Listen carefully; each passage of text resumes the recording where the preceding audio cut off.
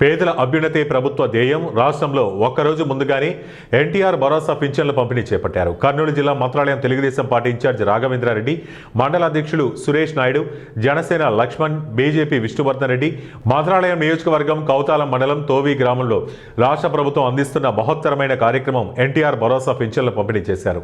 పేదల ముఖంలో చిరునవ్వు చూడటమే కూటమి ప్రభుత్వ లక్ష్యమన్నారు. 1వ తేదీ సెలవు దినం కావడంతో ఏ లబ్ధిదారుడు ఇబ్బందికి గురి కావద్దు అని ఆలోచించి రాష్ట్రం ఎన్ని ఇబ్బందుల్లో ఉన్నా ప్రజల సంక్షేమమే ధ్యేయంగా భావించి లబ్ధిదారులకు 4,000 నుంచి 15,000 వరకు పింఛన్లు అందించే ఏకైక రాష్ట్రం ఆంధ్రప్రదేశ్ అని తెలియజేశారు.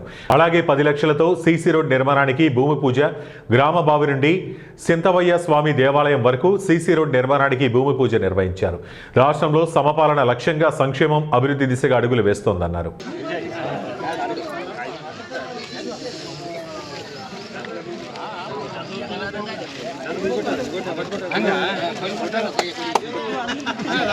జగన్మోహన్ రెడ్డి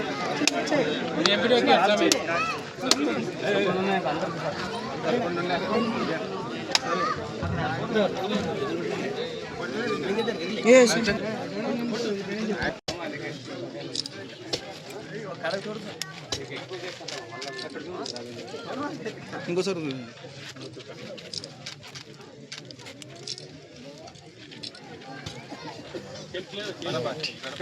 సెల్ తీసుకో.